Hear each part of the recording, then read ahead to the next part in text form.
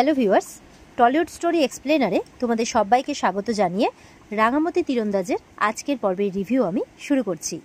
শুরুতেই দেখা যাচ্ছে রাঙামতিকে কিডন্যাপ করে নিয়ে গিয়ে অন্য একটি হসপিটালের মানসিক বিভাগে অ্যাডমিট করা হয়েছে।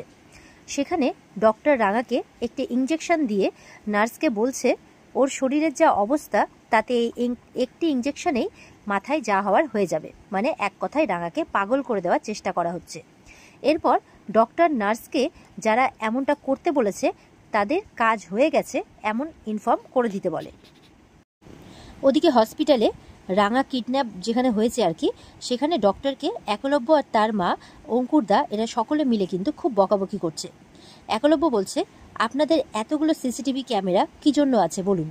আপনাদের নাকের ডগা দিয়ে পেশেন্টকে নিয়ে চলে গেল আর আপনারা কিছুই করতে পারলেন না।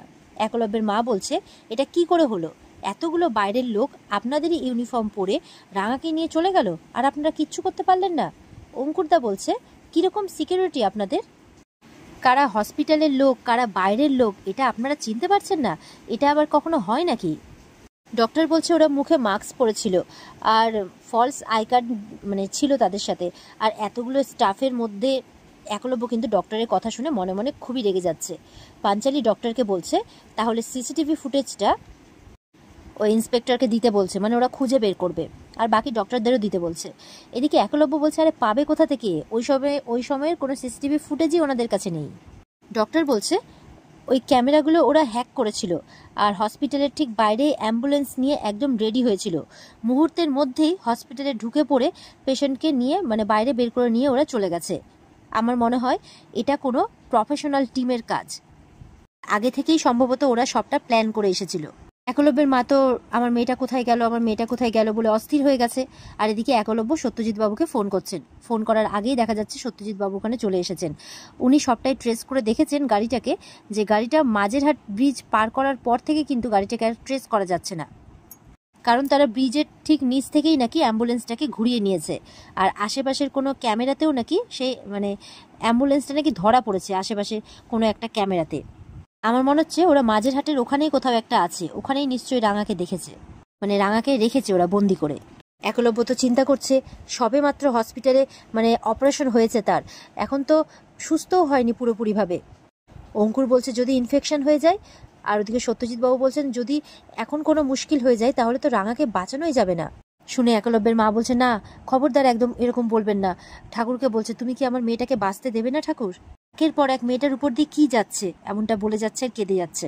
একলব্য ডক্টরকে বলছে, শুনতে পেলেন যে কি বলছেন সত্যজিৎ বাবু? এত বড় একটা অপারেশনের সঙ্গে লড়াই করে মানে মেয়েটা বলতে গেলে মৃত্যুর সঙ্গে পাঞ্জা লড়ে যতটুকু ভালো হওয়ার আশা আমরা দেখতে পেলাম, এখন তো মনে হচ্ছে যেন, এমনটা বলছে আর কেঁদে ফেলছে একলব্য, মানে বলতেও পারছে না। ঠিক এমন সময় দেখা যাচ্ছে আহিরি সেখানে চলে আসে। এসে একলব্যকে বলছে রাঙার খবরটা সমস্ত সোশ্যাল মিডিয়াতেই ছড়িয়ে পড়েছে, খবরের কাগজে নিউজে সব জায়গায় দেখানো হচ্ছে। এইসব কিছু দেখে শুনে আমি আর বাড়িতে বসে থাকতে পারলাম না। তারপর আবার ডাক্তারকে বকাবকি করতে থাকে একলব্যের মতোই। আর সত্যজিৎকে বলছে আপনারা প্লিজ রাঙাকে খুঁজে বের করুন প্লিজ। আর একলব্যকে বলছে সরি একলব্য, তুমি এই যে সিচুয়েশনটার উপর দিয়ে যাচ্ছ না, এটা আমি ফিল করতে পেরে আর বাড়িতে বসে থাকতে পারিনি, আমি চলে এসেছি। একলব্যের মা তো সত্যজিৎ বাবুর কাছে হাত জোর করে বলছেন যে দয়া করে আমার মেয়েটাকে বাঁচান। সত্যজিৎ বাবু বলছেন, আমি আপনাকে কথা দিলাম রাঙাকে সুস্থভাবেই ঘরে ফিরিয়ে আনবো আমি, এটাই আমার এখন একমাত্র লক্ষ্য। আমার পুরো পুলিশ টিম কাজ শুরু করে দিয়েছে, গোটা এলাকাটাকে ঘিরে ফেলেছে। রাঙাকে আমি খুঁজে বের করবই, যেই করেই হোক। মাসিমা আপনি প্লিজ বাড়ি যান, আপনাদের উপর অনেক স্ট্রেস গেছে, আমি যা ইনফরমেশন পাবো আপনাদের জানিয়ে দেব। এরপর সত্যজিৎ বাবু ডক্টরকে বলছেন যদি সন্দেহজনক কিছু দেখেন তাহলে অবশ্যই জানাবেন। এই বলে সত্যজিৎ বাবু চলে যান। আর একলব্য এরপর আহিরিকে বাড়ি ড্রপ করতে চাইলে আহিরি বলছে, না আমি এখন বাড়ি যাব না, আমি তোমাদের সাথে তোমাদের বাড়ি যাব। এরপরে তারা সবাই মিলে তখন বাড়ি রওনা হয়ে যায়। ওদিকে বাড়িতে বৃন্দার অবস্থা দেখে বরদা তাকে খাওয়া দাওয়াটা সেরে নিয়ে বিশ্রাম করে নিতে বলছে, তারপর যা কথা বলার বলা যাবে। বৃন্দা তাকে বলছে, তোমরা যা বলছো মন থেকে বলছো তো? আমি যা কিছু করেছি তোমাদের সঙ্গে, তোমরা যা করছো মন থেকে করছো না তাই না? তুমি আর কোনোদিনই বোধহয় বউ হিসেবে আমাকে মানতে পারবে না, ঠিক যেমন করে আমাকে ভালোবাসতে তেমন করে আমাকে ভালোবাসতে পারবে না তুমি, তাই না? বরদার তখন বৃন্দার কথা শুনে কষ্ট হচ্ছে। তার মাথায় হাত বুলিয়ে দিয়ে বলছে, তুমি তো অনেক কষ্ট সহ্য করেছো আর তোমার তো প্রায়শ্চিত্ত হয়ে গেছে, তুমি না এবার একদম বদলে ফেলো নিজেকে, বুঝতে পেরেছো? আর নতুন করে শুরু করো। মা বাবা তো চিরকাল তোমাকে বাড়ির বউ হিসেবে সম্মান দিয়েছেন। এবার ওনারা যদি তোমাকে ক্ষমা করে দেন, তাহলে তোমার যেমন আগে সম্মান ছিল এই বাড়িতে, ঠিক তেমনটাই থাকবে। বলছে, আমি তো এই বাড়ির বড় ছেলে, আমি এই বাড়িতে থাকবো, আমার বউ থাকবে না, এমনটা কি কখনো হয়? এই বলে বৃন্দাকে নিচে নিয়ে আসছে আর কি খাওয়ার জন্যে। তখন আহিরি চলে আসে, বর্দাকে বলছে, রাঙাকে কিডন্যাপ করা হয়েছে। এই খবরটা শুনে আমি আর বাড়িতে বসে থাকতে পারলাম না, তাই আমি হসপিটালে গিয়েছিলাম, আর সেখান থেকে আন্টিদের সাথে এখানে চলে এলাম। এখানে এসে শুনলাম বড় বৌদিদিও বাড়ি চলে এসেছে, তাই দেখা করতে এলাম। বড় বৌদিদির কথা শুনে আমি অবাক হয়েছিলাম। বড় বৌদিদি তো আমার কাছের মানুষ, আর যাই করুক না কেন এইভাবে স্টেশনে ভিক্ষা করছে, এটা আমি মেনে নিতে পারছিলাম না, তাই দেখা করতে চলে এলাম। এরপর বর্দা বলছে, ঠিক আছে, তুমি আহিরির সাথে কথা বলে, বৃন্দাকে বলছে, কথা বলে তোমরা নিচে চলে এসো। এই বলে বর্দা কিন্তু সেখান থেকে চলে যায়, মানে সভ্য। এরপরে বর্দা মানে সভ্য চলে যেতেই দেখা যাচ্ছে আহিরি বৃন্দাকে জড়িয়ে ধরে বলছে যে রাঙাকে যেখানে পৌঁছনোর সেখানে পৌঁছে দেওয়া হয়ে গেছে। বৃন্দা বলছে, কি মনে হচ্ছে, রাঙা বাঁচবে বলে মনে হচ্ছে? আহিরি বলছে, বেঁচেই তো গেছে, কিন্তু রাঙার মাথা আর কোনোদিনও ঠিক হবে না, তাই বলছে। এতদিন আমি মানসিক ভারসাম্যহীন হওয়ার যে অ্যাক্টিংটা করেছি, সেটাই রাঙার জীবনে এবার সব থেকে বড় সত্য হয়ে দাঁড়াবে। রাঙাকে আমি কোনো দিনও শান্তিতে থাকতে দেব না। আহিরি এরপর মনে মনে ভাবছে।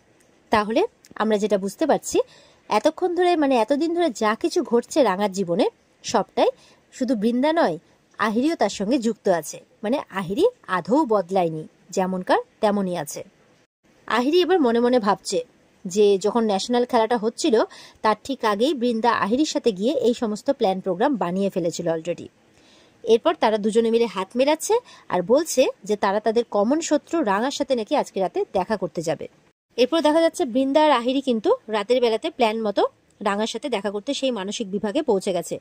সেখানে গিয়ে দেখছে যে রাঙামতির জ্ঞান ফিরেছে। সে চারিদিকে তাকিয়ে দেখছে সে কোথায়, মানে বুঝতে পারছে না। বেড থেকে উঠে বসার চেষ্টাও করছে, কিন্তু পারছে না। মাথা প্রচণ্ড ব্যথা, যন্ত্রণায় নাকি ফেটে যাচ্ছে। এরপর আহিরি ডক্টরকে জিজ্ঞাসা করছে যে মাথা কোনোভাবে কাজ করছে না তো? ডক্টর বলছে না।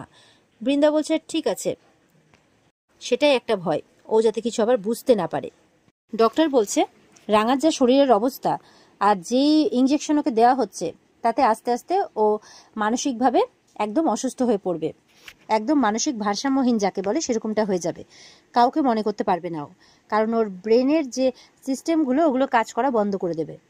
বৃন্দা বলছে আর আহিরি বলছে, ঠিক আছে, এমনটাই যাতে হয়, সারা জীবন যাতে ও মানসিক বিভাগেই থেকে যায়, লোকের দয়ার পাত্র হয়ে, এরকমটা বলছে। তারপর সেখান থেকে রাঙাকে দেখে চলে যায়। বাইরে এসে বলছে, মানে বৃন্দা ভয় পাচ্ছে যে এখানে তো ওই মাঝেরহাট ব্রিজটা নামতে ওখানে তো পুরো চিরুনি তল্লাশি চালাচ্ছে সত্যজিৎ বাবু, পুরো এলাকাটাকে একবারে ঘিরে ফেলেছে। আমার তো খুব ভয় করছে, ধরা টরা পড়ে যাব না তো? আর তাছাড়া ওই গুন্ডাগুলো কে ছিল, ওরা যদি ধরা পড়ে যায়, যারা তীর মেরেছিল, বাবা অত বাইক বাহিনী নিয়ে এসেছিল একেবারে, তোমার অত বড় বড় গুন্ডার সাথে পরিচয়, বাবা, এভাবে বলছে বৃন্দা, আমার তো ভয় করছে। আহিরি বলছে, না গো, আমার অত বড় বড় গুন্ডার সাথে পরিচয় হওয়ার কথা নয়, ছিলও না। আসলে একলব্যকে ভালোবাসার নেশায় আমি যে ভুল কাজগুলো করে ফেলেছি, সেই মারপথে ওদের সাথে আমার পরিচয় হয়েছে। তাছাড়া এখন আমি যাকে দায়িত্বটা দিয়েছি, আমি তার হয়ে কাজ করতাম অ্যাকচুয়ালি, সে আমাদের পুরো ব্যাপারটাই সামলে নেবে। সে এখন জেলে আছে ঠিকই, তবুও আমাদের পুরো ব্যাপারটা সামলাতে পারবে, তুমি এখন ওই সব নিয়ে ভেবো না, আহিরি বলছে। আহিরি বলছে, একলব্য ভাবছে বোধহয় আমি ওর বন্ধু আয়নের সাথে প্রেম করছি, কিন্তু না, আমি এখনো একলব্যকেই ভালোবাসি। আমার জীবনে একটাই ছেলে আছে, আর সেই থাকবে। দেখবে একদিন আমি একলব্যের সাথে সুখে সংসার করব, এরকম ভাবে বলছে, স্বপ্ন দেখছে আর কি। বৃন্দা বলছে, তাই যেন হয়, তাই যেন হয়। আহিরি বৃন্দাকে বলছে যে তুমি কিন্তু কোনোদিনও আমাকে মানে ধোকা দিও না, মানে আমার বিশ্বাসটা কিন্তু রেখো, না হলে কিন্তু বৃন্দার থেকেও কিন্তু আহিরি আরো ভয়ঙ্কর হতে পারে, এভাবে বলছে। বৃন্দা কিন্তু একটু ভয় পেয়ে যায়। আহিরি বলছে, না না, সেরকম কোনো ব্যাপার নেই, আমি জানি তুমি আমার সাথে ওরকমটা করবে না, চলো এবার বাড়ি যাই, নাহলে সত্যজিৎ বাবু নিশ্চয়ই কোনো খবর এনেছেন ওখানে। এদিকে দেখা যাচ্ছে হসপিটালে রাঙা, আমি কোথায় আছি, আমি কোথায় আছি, এই কে কোথায় আছি, সেইভাবে ডাকছে সবাইকে। আমি চোখে কিছু দেখতে পাচ্ছি না কেন, আমি সবকিছু দুটো দুটো দেখছি কেন, তাই বলছে। দেখা যাচ্ছে রাঙাকে এসে জোর জবরদস্তি শুইয়ে দেয়। রাঙা বলেই যাচ্ছে, আমি চোখে কেন দেখতে পাচ্ছি না, তোরা কারা? তখন আবার ইঞ্জেকশন দিচ্ছে ডাক্তাররা। দেখা যাচ্ছে এরপরে রাঙাকে ইঞ্জেকশন দিয়ে দেয়, আর রাঙা ইঞ্জেকশনের ঘোরে ঘুমিয়ে পড়ে কোথায় কোথায় করতে করতে। আর এখানে আজকের পর্ব শেষ হয়ে যায়। তো বন্ধুরা, এই ছিল আজকের পর্বের রিভিউ। ভালো লেগে থাকলে কিন্তু অবশ্যই আমাদের কমেন্ট করে জানাতে ভুলবে না। আমাদের সাথে জুড়তে চ্যানেলকে সাবস্ক্রাইব করতেও ভুলবে না। পর্বের বিস্তারিত দেখতে অবশ্যই স্টার জলসার পর্দায় চোখ রাখবে। টাটা।